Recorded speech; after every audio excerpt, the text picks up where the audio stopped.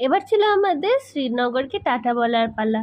Srinagar two পেহেলগাঁওয়ের মাঝে কিন্তু ছিল অনেকগুলো স্টপেজ, 2, 3। তো আমাদের ফার্স্ট স্টপেজ ছিল শঙ্করাচার্য টেম্পল।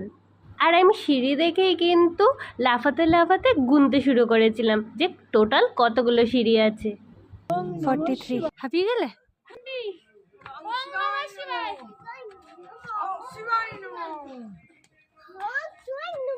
যেহেতু আমরা 9টায় পৌঁছে গেছিলাম, তাই তোমরা দেখতেই পাচ্ছ প্রচুর কম ভিড় আছে।